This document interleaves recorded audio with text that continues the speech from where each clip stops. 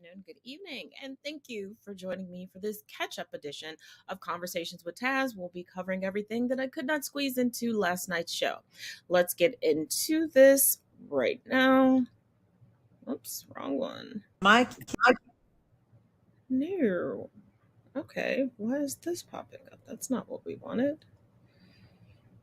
Ay, ay, ay, ay, ay.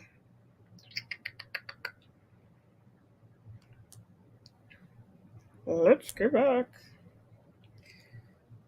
And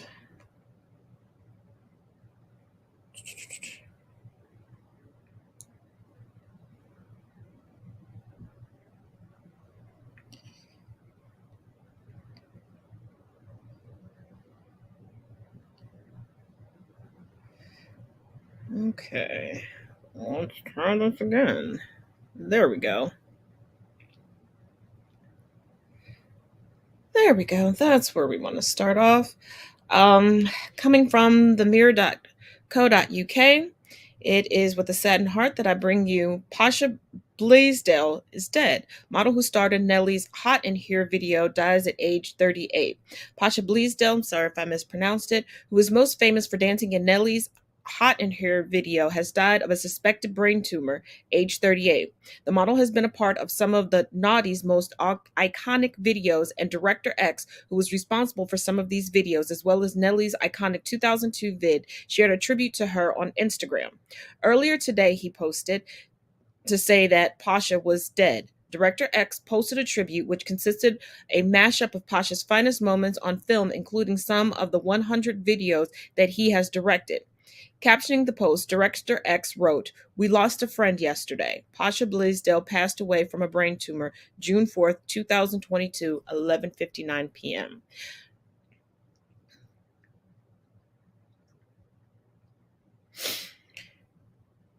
And from there, you know what? Let's just go ahead and kick this off with a bang. Pay close attention. Was shot in a school shooting. I'd be on TikTok talking about it. I'd be on Facebook talking about it. I'd be on Instagram talking about it. You'd see me on the news talking about it because my mama voice is going to be heard about my baby. Really? I ain't seen none of that. And then look at the pictures of the kids. Tell me why all these photos is photoshopped and filtered. Every single picture you took of your child had a filter on it, baby. Bye. Kids don't need no filter. Only people that put filters on kids is kids them damn selves because they got low self-esteem. Ooh. Attack mode? All the pictures that they used for those kids looked like they were taken by somebody else, and every single one looked photoshopped. Because they pull it from media. They pull it from social media. I'm so glad somebody is using their intuition because, honey, sitting over here keeping my mouth shut. Oh dear, you haven't kept your mouth shut, and you have. Ooh, it has been a job. But do you, boo boo?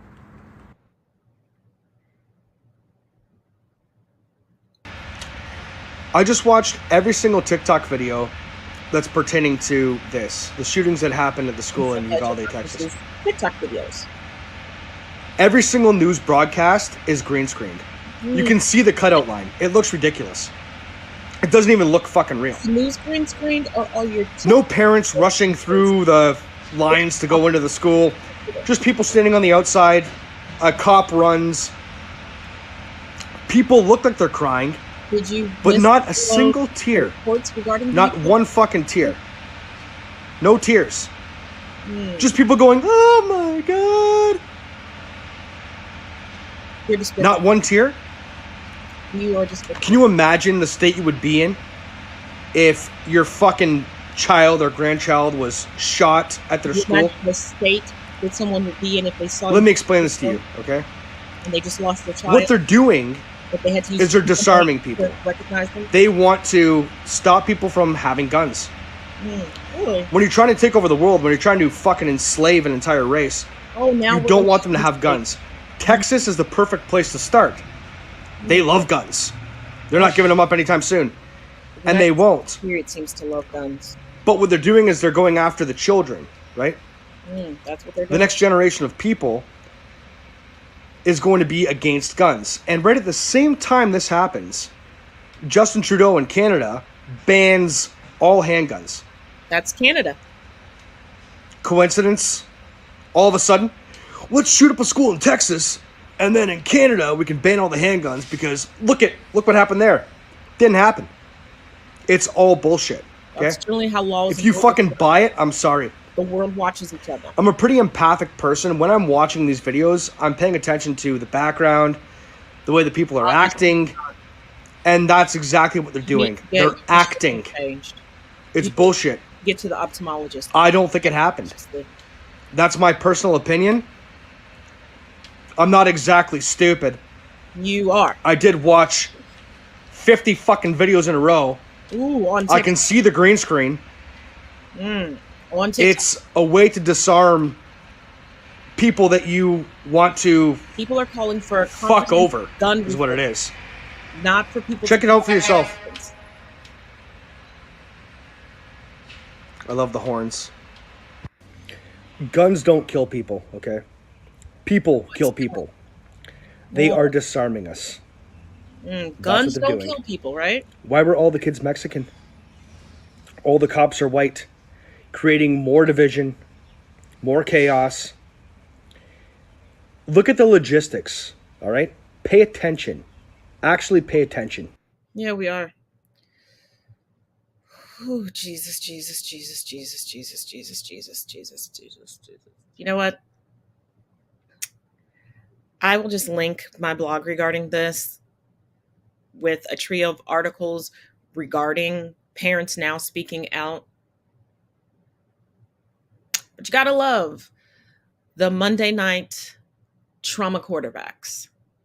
You will never know how you're going to react to a situation until you are in it, especially since it's obvious that these two people, as well as the idiots that were in one comment section, because the gentleman did not have his comments turned on, they've only experienced minor inconveniences in their lives. But, you know, got to play the oppression Olympics and turn everything into a conspiracy to, one, reduce the accountability of these mass shooters, and two, to prevent them from actually digesting and ingesting the horrors that we're living with right now.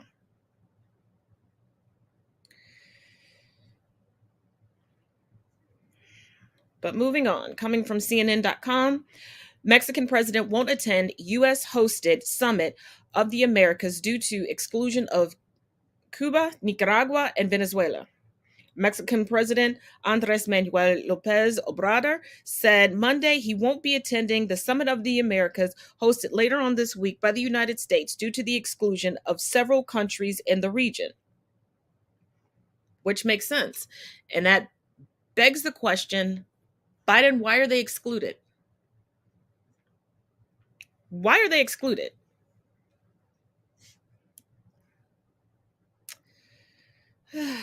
Let's go to this next clip. I don't understand why you have to pay to live on a planet you were born on. And I mean, it's such a simple question, and it's haunted me ever since. And you know what, ladies and gentlemen? Ask yourself that question. Why do we have to pay to live on a planet we were born on? And who are we actually paying for the privilege of being alive here? Who made them the boss? Who put them in charge? You know? Think about that.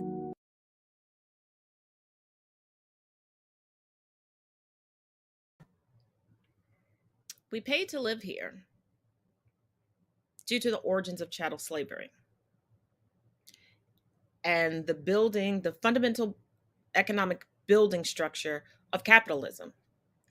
When chattel slavery ended, there was a system put in place to try to fervently prevent former enslaved individuals from having housing, to keep them on plantations, to continue to work for menial amounts, to keep them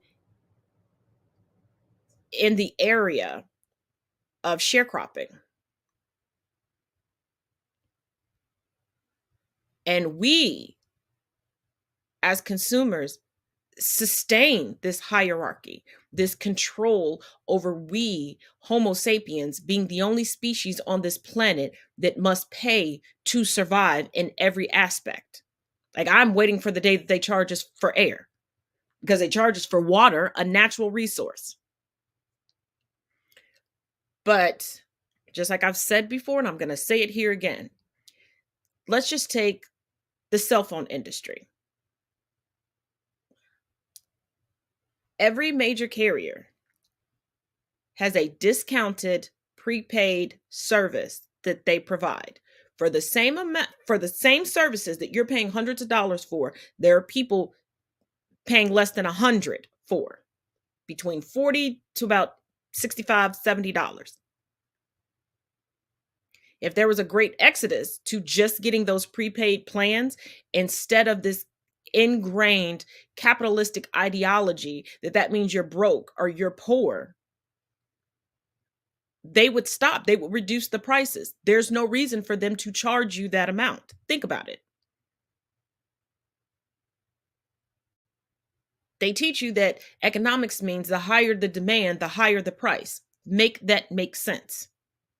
It should technically be the opposite, because if you're selling less, you need to raise the price to ensure your profit. If you're selling more, technically you could decrease the price and still have a wondrous profit. But it's been ingrained in you that you have to look a certain status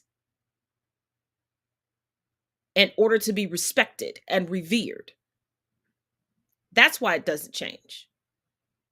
That's why we're still paying out the wazoo. The cost of food is skyrocketing. The cost of rent is skyrocketing. Because they can. As a collective, we're not going to go against them. Think about at the height of the pandemic, when we were locked down and there were mortgage and rent moratoriums. Landlords were losing their mind, even corporate landlords saying, oh, well, we can't pay these bills and we can't pay that. Why are you banking everything on the income from this property? Where are your escrow accounts?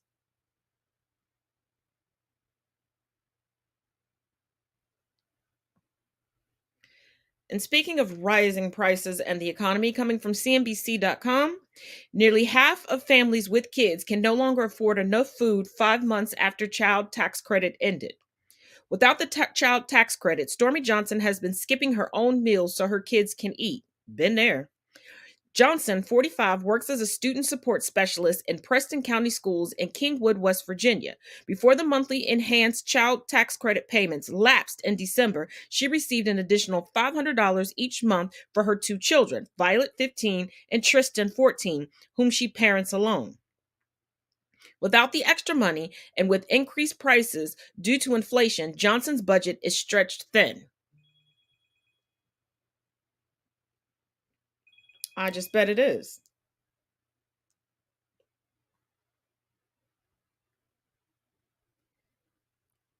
And you have to ask yourself, why such high inflation? This is not normal, regular, standard, historical inflation. Just like they were telling us about supply chain issues. Just like when they said there was a chicken wing shortage, but no other part of the chicken was there a shortage of.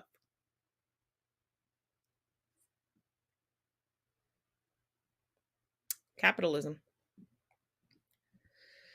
And we have an update from the Buffalo mass shooting.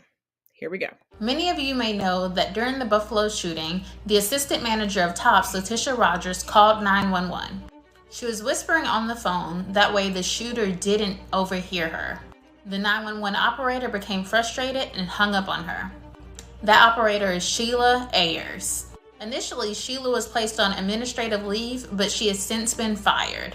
Hopefully, we will see some kind of charge coming up soon. Here's some audio from Miss Rogers explaining what happened. I tried to call 911 and I was whispering because I could hear them close by. And when I whispered on the phone to 911, the dispatcher would start yelling at me saying, why are you whispering? You don't have to whisper. And I'm trying to tell her, like, ma'am, he's in the store. He's shooting as an active shooter. I'm scared for my life. And she said something crazy to me, and then she hung up in my face. And I had to call my boyfriend to tell him to call 911. When you Google Sheila Ayers, you'll most likely see a picture of this woman. This is the assistant manager of Tops, Letitia Rogers. You'll see articles like this that almost make it seem like this picture is of Sheila E. Ayers. But obviously it's not. This is the person that actually made the 911 call and got hung up on. So far, this is the only picture that I've seen that actually claims to be a picture of Sheila Ayers. So as of today, I will say that this is allegedly Sheila Ayers. I have not been able to verify that on my own, but this is what I've been told.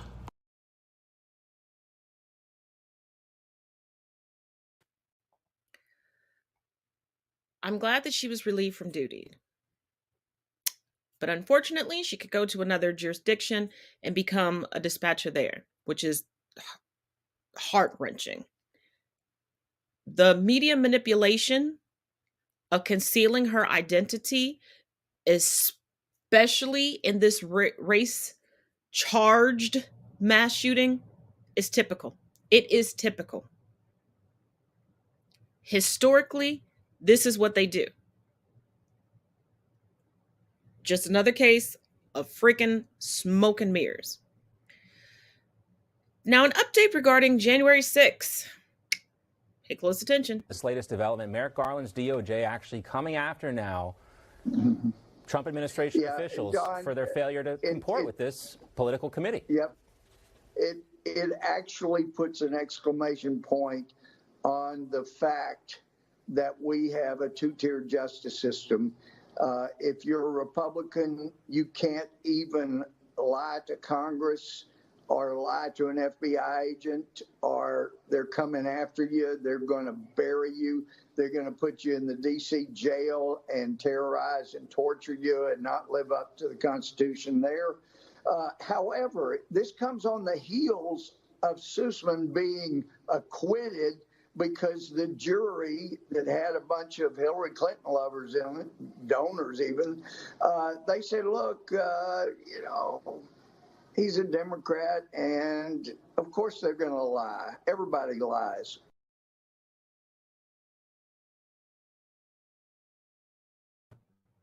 So did you catch the admissions and the buzzwords? You can't lie to the FBI. You're not supposed to lie to them.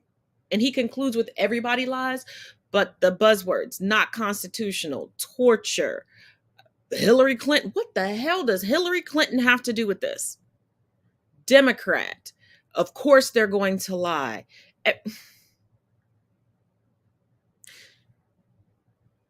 Navarro is upset because he was treated as the criminal that he is suspected to be. I'm saying suspected because he has not gone to trial yet. He stated in another interview that he was upset that he was arrested and handcuffs were put on him and he was shackled, in his words, at the airport as he was leaving. He was like, they could have just called me and told me I had a warrant. Baby boy, this is the FBI we're talking about. They're not calling you to turn yourself in. And you already knew that you had ignored subpoena after subpoena after subpoena after subpoena. What did you think was going to be the end result? That your privilege was just going to reign supreme?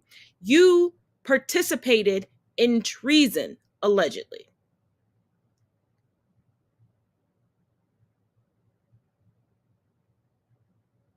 But people still want to believe that white privilege doesn't exist and white fragility is a myth. You're getting example after example after example in real time right now.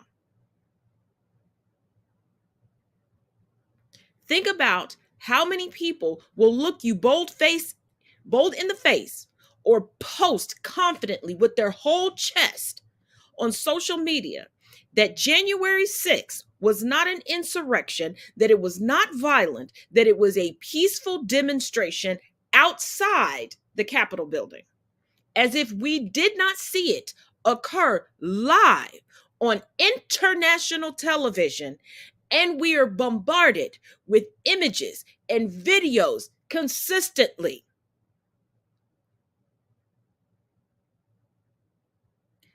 last night while watching the readout with Joy Reid, they even showed a video from the night before of the top leaders of the Proud Boys, a white supremacist organization, you know, who Trump told to stand by, meeting in a garage, discussing their plans for the next day. But this wasn't an insurrection. Like, they're legitimately whitewashing history as it happens. And you still don't believe that they've whitewashed previous history? Explain the connection between the Daughters of the Confederacy and Southern education and the fact that they glorify and romanticize the antebellum era. Explain why white people are so comfortable having events, especially weddings, on plantations.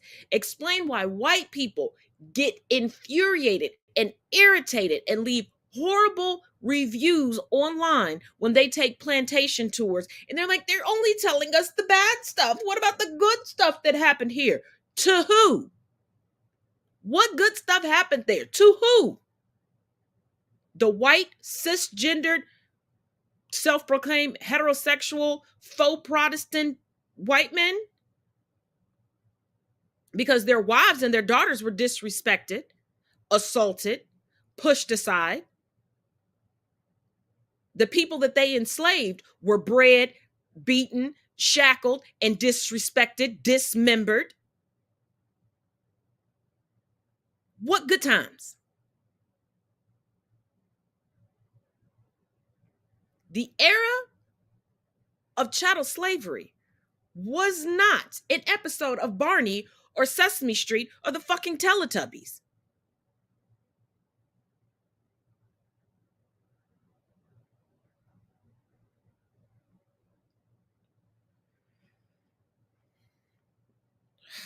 Well, this next clip is for anyone that is susceptible to having a hysterectomy.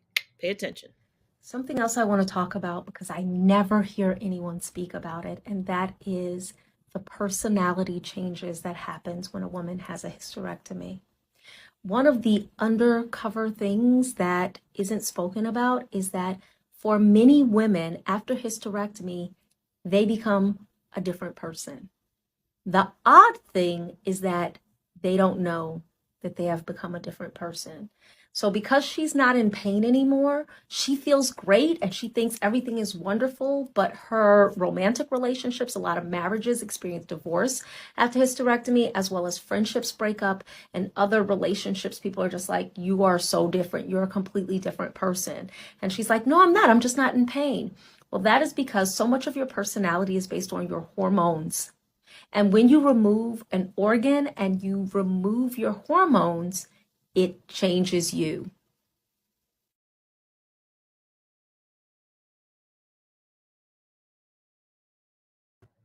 Now, I personally have never had a hysterectomy. I have witnessed people who have, and that woman is absolutely correct. And depending on the person, it can be difficult to try to explain to them how they've changed. I have seen people change for the better. There's one individual that, for the entirety of me knowing them, we weren't friends. We traveled in some of the same circles, and we did have some mutuals. So I was around them, did hear tales of them just being extremely selfish, just centering themselves in everything. And post hysterectomy, completely different person. Completely different person. To meet them now and someone tell you how they were before, you would not believe it. Like, you're like, there's no way. Nobody can change that much that quickly. I've also watched individuals change for the worse. I've also witnessed people change and it be brought to their attention, and they work with the help of a professional. I'm I'm not going to say to get back to where they were, but to even it out and balance it out. All of the steps that they took to get to that route, I do not know. Wasn't my business. Didn't ask, didn't pry. But keep that in mind in the event that you or someone that you know must undergo this, that there will be changes. I'm not saying be guarded and, be ready to tussle, but just be mindful. It's going to be a learning curve for everyone involved. As my dad has always told me and my siblings, you don't live to yourself and you don't die to yourself. So keep that in mind anytime you go through anything. You're not going through it alone. Those that care about you, those that are around you, are going through it to an extent right there with you.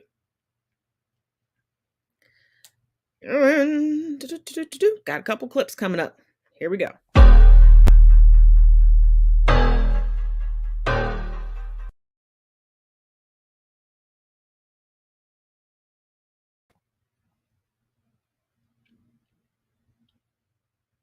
I personally think that it would be harder to explain to children why their classmates will never be in class again than it is that love is love.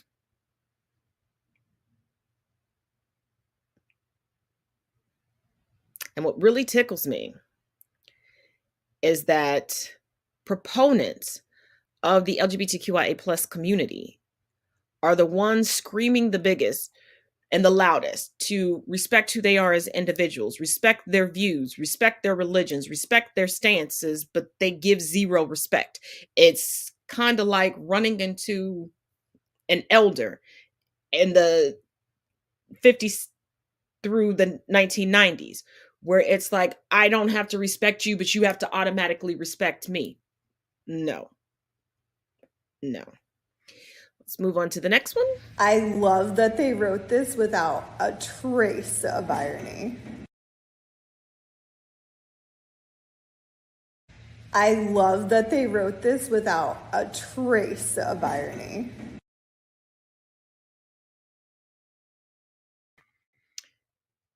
People are getting so comfortable and getting so laxed. I shouldn't say comfortable. People are getting so riled up that their comfortable way of life is being challenged, that you don't own people. We don't have to move out of your way. We don't have to bow down to you.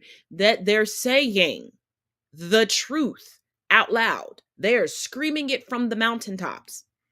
Because most definitely the United States was founded and it survives wholeheartedly off of racism. Why do you think a mediocre white person can do the bare minimum and become successful?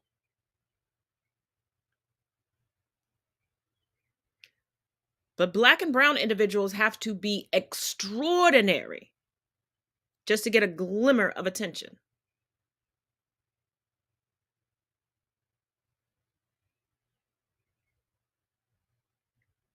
A white person can start, let's just say, a YouTube channel and literally just take memes and green screen them and show them or even read them, and then just 1 million followers overnight.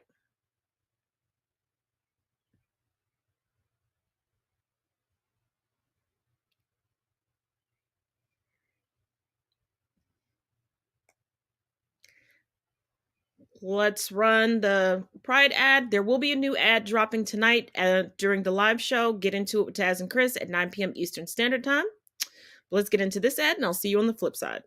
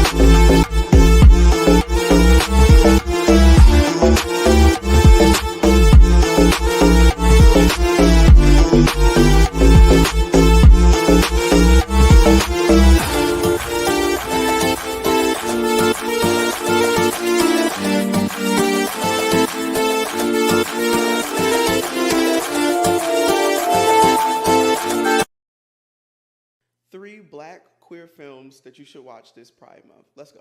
What are my credentials? I am black, I am gay, and I'm one half of the New Chitlin Circuit podcast, where we review black independent movies every single Monday. Catch us on every podcast platform. Let's get into it. Number one, my favorite, sapphic, we on the internet, I'll say that word, sapphic love story is Water in a Broken Glass. And it's about a young bisexual artist who is with her boyfriend, but actively falling in love with an older lesbian. Second is a bit of a throwback.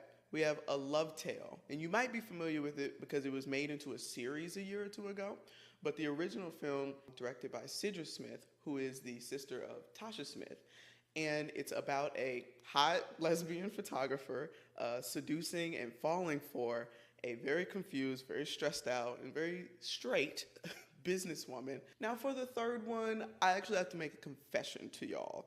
I am black, I am gay, and I call myself a film buff, but I've actually never seen Watermelon Woman. I know. So I'm gonna commit to actually watching it this Pride Month. And if you haven't seen it, now you've made it to this part of the video, so you're stuck. You're in this with me. You got to watch it too. If you have seen that movie, could you comment below what I should expect for that? But I recommend it to y'all because it's been recommended to me so many times. So I'm gonna actually watch it.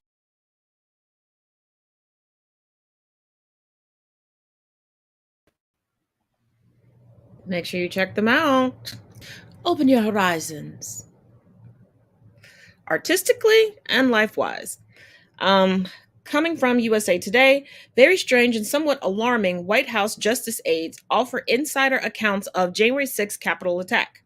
Cassidy Hutchinson, Richard Donahue, Greg Jacob, Benjamin Williamson, Keith Kellogg. None of these former White House and Justice Department staffers have household names, but that could change with testimony each provided to the House committee investigating the Capitol attack on January 6, 2021.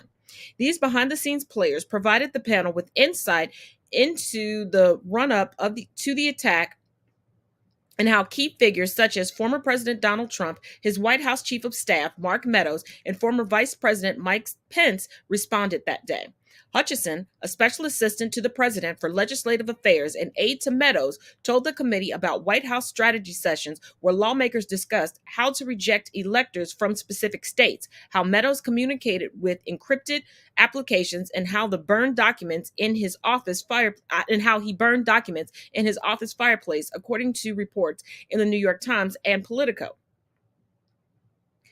Donahue, the former Deputy Attorney General, described an Oval Office showdown 3 days before the riot over whether Trump should replace his acting Attorney General with someone more willing to challenge state election results, according to a deposition transcript. Trump relented after the leadership of the Justice Department and White House counsel's office all threatened to quit. A huge personnel blowout within hours if he executed the move, Donahue said. Jacob, Pence's counsel, provided the legal justification for the president to refuse to reject electors from states Trump lost. When Pence was forced to evacuate the Senate chamber, Jacob blasted Trump lawyer John Eastman's legal arguments to overturn the election results in an email as the reason for the siege. Williamson, deputy assistant to president and other senior advisor to Meadows, urged the chief of staff unsuccessfully to persuade Trump to issue a statement as the situation at the Capitol became hairy on January 6th, according to a deposition transcript. Kellogg, a retired lieutenant general who served as Pence's national security advisor, told the committee how he urged senior White House advisor Ivanka Trump to persuade her father to issue a statement, according to a deposition transcript. Kellogg called her heroic for meeting with her father at least twice. The statements are just a glimpse of testimony from more than 1,000 witnesses who helped the committee piece together a chronology of what led to the riot and what happened that day at the Capitol and in reaction at the White House. Hearings to reveal the findings began Thursday. The committee wants to give every opportunity to people to come forward with information relevant to the investigation, said one member, Representative Jamie Raskin, Democrat from Maryland. We feel that's true regardless of our political party or job or title. So Trumplicans, what say ye now? and one of the staunch supporters of overthrow the government, SCOTUS Thomas's wife, Jenny. Here we go. So Clarence Thomas's wife, Jeannie, is back at it again. Now she's taking her sights out of town in Virginia because they decided they were going to just respect Black Lives Matter. Black Lives Matter sign that welcomes people into the small town of Clifton, Virginia, is getting some national attention today. And that's because the wife of Supreme Court Justice Clarence Thomas doesn't like it. Northern Virginia reporter Drew Wilder explains. 20-year-old Jordan Cherry has grown up in small Clifton, Virginia since the 8th grade. All of my classes, I was basically the only minority. And still, the town around her looks much the same. So you can understand her surprise when she walked out of work and saw a Black Lives Matter banner welcoming drivers to town. And I ran back in. I'm like, guys, did you see this, to my coworkers? I'm like, this is so cool. Her first reaction was wondering what group of protesters snuck the banner up above Main Street. But then she learned it was the town council and Mayor William Holloway. This town doesn't jump into issues like this generally, but this one feels different. This feels like something whose time has come. Holloway explains how the town sits on a former plantation. The plantation owner married a black woman by common law, and when he died, he left all of his land south of the railroad tracks to his wife and enslaved people who were freed. They settled and developed what is now predominantly white Clifton. There isn't a lot of racial diversity. There's a lot of diversity of views here. Absolutely. One of those views is opposition from Ginny Thomas, the wife of Supreme Court Justice Clarence Thomas. In an email to the mayor on Juneteenth, Thomas wrote, "Would you please remove the Black Lives Matter sign from Clifton? As leaders of this community, you should be smarter than promoting such a group as this, who uses race to foment chaos and destabilize the nation." The mayor says the town asked locals to weigh in at a town hall meeting where the vast majority of people who spoke supported it. It actually had the effect of elevating the entire issue. And gave something intangible and powerful to Jordan. This is not expected. And yeah, I remember I just walked home with a lighter step. I was so happy. Reporting in Clifton, where Black Lives Matter, Drew Wilder, News 4. Jeannie Thomas.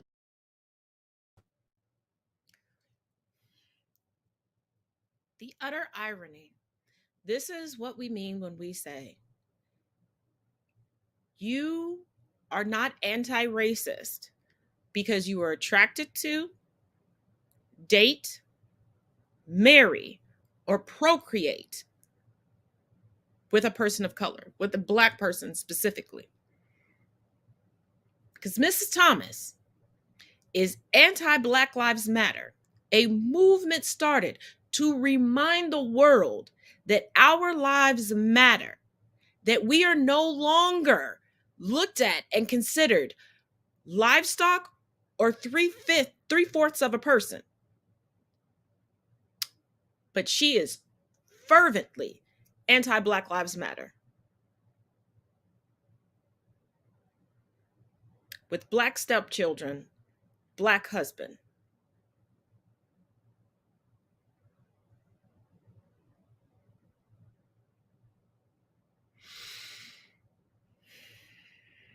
Let's keep it going. Has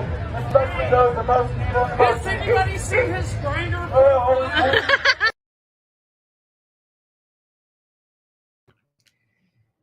Isn't it ironic that the people who say that there's a gay agenda, that the LGBTQIA plus community is trying to indoctrinate children and society as a whole, are always going into spaces, not for them, to preach the good word, to condemn people for a lifestyle that they do not have to engage in?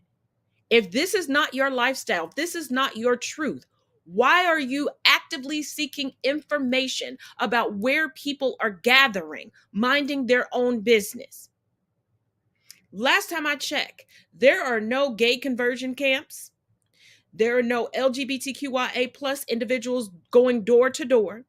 LGBTQIA plus individuals are not protesting in the street in front of straight bars or straight establishments. So what is the point? Who has an agenda here? Who has an agenda? Let's go to this take on the commemorative Nancy Reagan stamp. So, in honor of Nancy Reagan being immortalized on a U.S. postage stamp during Pride Month, I am formally submitting my list of people and things that I think would have made a better and far less homophobic choice for this stamp. I will not be taking any questions after this, so here is my list in no particular order. One of Stevie Nicks' shawls. A bottle of poppers, whichever brand you choose, I don't care. This outfit that Cher wore to the 1986 Academy Awards. Anita Bryant getting a pie in the face. This picture and this picture only of RuPaul. A 2-pack of Fleet Enemas on sale at CVS. Sasha Velour's wig reveal. Cheap and tacky Pride merchandise. This picture of Judy Garland and Liza Minnelli because I think it's cute. Speaking of Judy Garland, all of Jinx Monsoon's Snatch Game performance. Every last bit of Britney Spears' Instagram account. This notice in the men's locker room at Crunch Fitness begging them to stop having sex in the locker room. Having a flashlight shined on you at the Eagle. If you know, you know. This scene between Shangela and Mimi I'm First. Tammy Faye Baker's eyelashes. This scene from Mommy Dearest. This rainbow dumpster. Pretty much anything that isn't Nancy Reagan would have been good.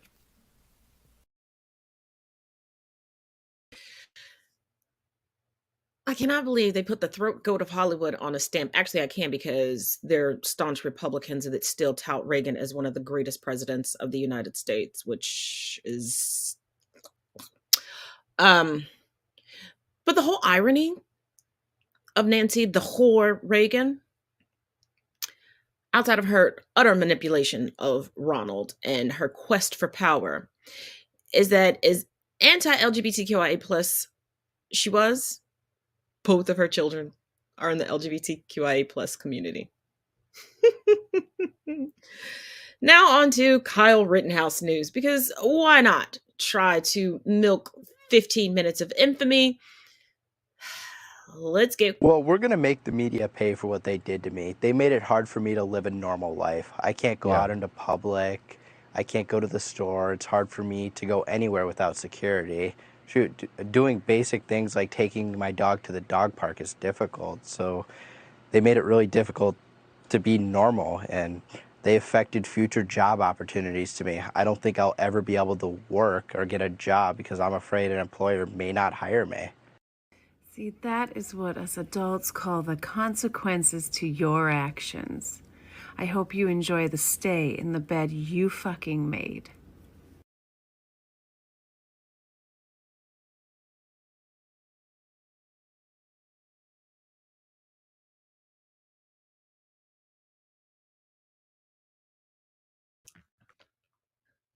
Did you catch that he said he couldn't go anywhere without security? Who's paying for the security? Did you ever refund those GoFundMe donations? Kyle, the media didn't do this to you. These are the consequences of your actions. They're coming home to roost. It's the epitome of, look, here comes a consequence. You just don't want the consequences to chase you. You started this media flurry. You made the rounds. And you consistently keep yourself in headlines, like your false claims about going to college and where you're enrolled at. No one did that to you, but you. Oh, the privilege. But let's roll out these last two videos. 2 videos and 2 articles left. Let's go. Content warning, this video is going to be upsetting because it involves extreme human indifference and hypocrisy. I'm going to show you 2 pictures and I want you to tell me the difference. Here's the first picture. 2 weeks ago, the Tempe, Arizona Police Department saw a dog drowning in the canal and went in after and saved the dog from drowning. This was 2 weeks ago. Now for the second picture. Last week in Tempe, Arizona, a black man named Sean Bickens was in the water, drowning, begging police to save his life. 3 Tempe, Arizona police officers watched him and yelled at him that we're not going to jump in after you. In fact, when his wife begged them to help, they threatened to arrest her. This is the exact same police department 1 week apart, where they saved a dog's life but let a black man drown right in front of them. This is yet another reminder that in 2005, the Supreme Court ruled that police have no duty to protect the public. This is yet another reason why we must recognize that public safety must go far beyond policing. We have to include funding for mental health, suicide prevention, combating homelessness, and yes, even lifeguards. Let's activate and organize and demand accountability, because this was not public safety.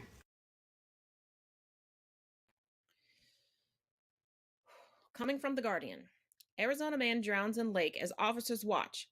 I'm not jumping in after you. An Arizona man drowned in a reservoir as 3 police officers watched, refusing to step in and save him. The victim, identified as 34-year-old Sean Bickings, drowned in Tempe Town Lake, while 3 unnamed Tempe officers, of course they're unnamed, police officers stood by and watched, one telling Bickings, "I'm not jumping in after you," Fox 10 Phoenix first reported. Newly published body cam video and a transcript of the incident released on June 3rd provide insight into the events leading up to Bickings' drowning and the role of officers who were at the scene. On May 28th, around 5 a.m., according to the recently released video, police responded to an alleged argument between Bickings and a woman. The woman, who identifies herself as Bickings' wife in the video, says that the two sometimes have disagreements, but Bickings did not get physically violent with her. 2 officers then approached Bickings, who was sitting on a bench near the bridge, with a 3rd officer standing nearby.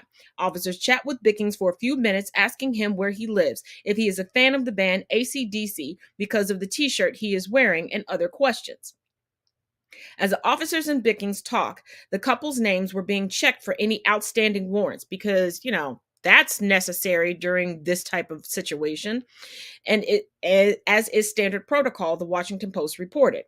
At 5:12 a.m., Bickings climbed over a short metal fence between the border walk and the water. How did he get there? 3 officers on the scene. How did he get there? As Bickings walked towards the water, he asked if he was free to go, to which officers replied, "You can't swim in the lake, man."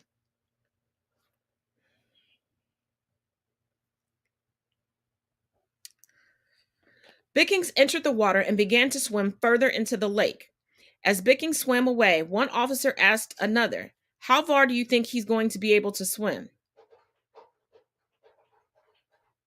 But y'all still believe that they are here to protect and serve. Shortly after, according to a transcript of the body camera footage that was released, Bickings began to tell officers that he was drowning. I'm going to drown, Bickings said. "No, you're not," replied one of the officers. When Bickings told officers for a second time that he was drowning and was not able to swim back to the bridge's pylon, a different officer replied, "Okay, I'm not jumping in after you."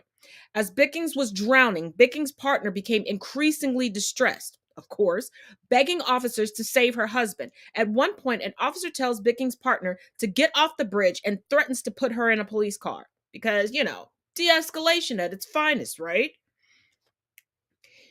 "If you don't calm down, I'm going to put you in my car," the officer said. Still no names of the officers. I wonder why. Bickings' partner continues pressing the officers to jump into the water and rescue Bickings, with officers replying that a boat is on the way. No, no, no, says Bickings' partner. "Fucking swim." "You're not helping," replies the officer who threatened to detain her previously. The same officer repeatedly tells Bickings' partner to stop talking and later shushes her as she watches Bickings drown. The trauma. And at this point, when officers force you to endure this amount of trauma, that individual officer should be responsible for your therapy. My 2 cents. Take it or leave it on the table. "I'm just distraught because he's drowning right in front of you, and you won't help," said Bickings' partner, who added that officers were being aggressive towards her. A different officer notes that Bickings had not come up from underneath the water for 30 seconds. "He's everything I got," said Bickings' partner. "I can't lose him. He's going to die." Bickings was later pulled from the water at about 11:30 a.m. on May 28th. This started at a little after 5 a.m.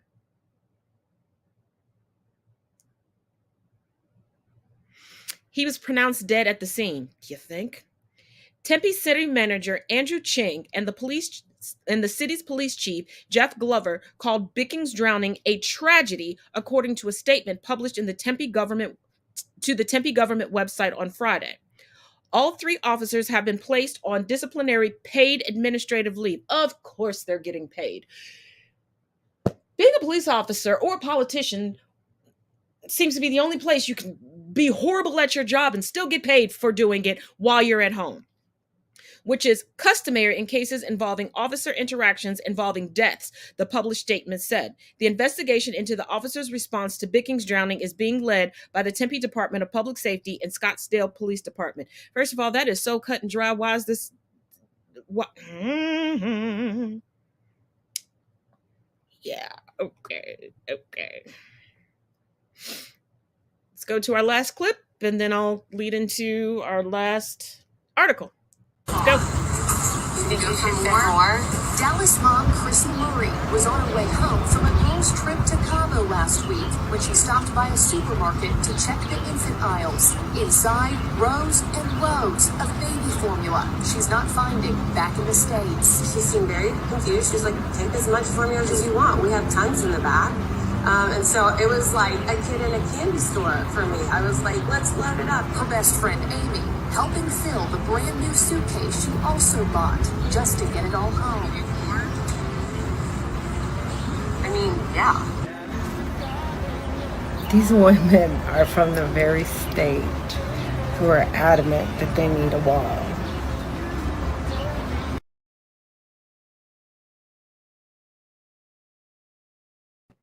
It's always build the wall until you need something.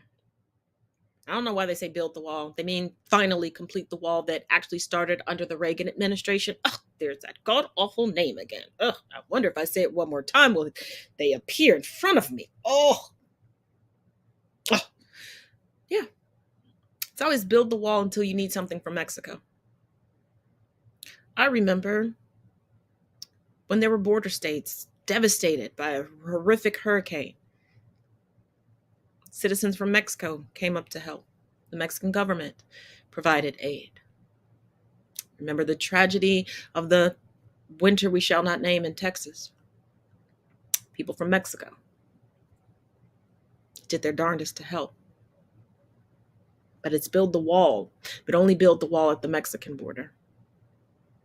Welcome white Ukrainian refugees with open arms,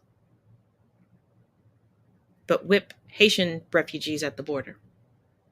Turn away brown refugees that have walked thousands of miles for sanctuary.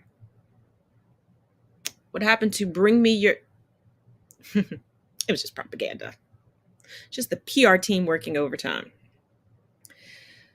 But in our final story of this episode, because I've got more for you tonight on Get Into It with Taz and Chris at 9 p.m. Eastern Standard Time, and that show will be live as always. Coming from eonline.com, Amber Heard's sister Whitney speaks out after Johnny Depp court battle. On June 5th, the actress's sister, Whitney Heard, shared a message in support of her sibling 4 days after a jury found Amber liable for defaming ex-husband Johnny Depp. I stand with you, sissy, Whitney wrote on Instagram, like she has a choice. That woman is a battered woman. She went from her daddy and her sister whooping her ass to now just her sister whooping her ass. It shows. Yesterday, today, and tomorrow, I will always be proud of you for standing up for yourself, for testifying both here in Virginia and in the UK. Whitney, when you going to stand up for yourself? Girl, stand up. Stand up. Go ahead and turn your sister in. We got you, boo. And for being the voice of so many who can't speak to the things that happen behind closed doors. Girl, you should be the most pissed off because your sister is playing victim while you're actually a victim. Girl, Whitney, you a victim. Though Whitney knew the cards were stacked against us, she said she is proud Amber stood up and spoke out regardless. Girl, that deck was stacked so heavy on Johnny until he said enough is enough. We're going to handle this in court, and open court at that. You're not going to be able to spin this because this is not going to be closed court. We're not going to redact things. Nope. I am so honored to testify for you, and I would do it 1,000,000 times over because I know what I saw and because the truth is forever on your side. Girl, the devil is a lie, and so is Whitney. She continued, I'm so sorry that it wasn't reflected in the decision made by this jury, but I will never give up on you, and neither will anyone who stands with you, forever by your side. Girl, she had you looking like a whole ass U-Haul lesbian. She couldn't even have her makeup team touch you up a little bit. She had you perjure yourself up and down that courtroom. Y'all got caught in so many lies. I thought that it was happy hour in hell. But I guess. I'll see you all tonight. And as always, thank you for watching, and each one teach one, each one reach one.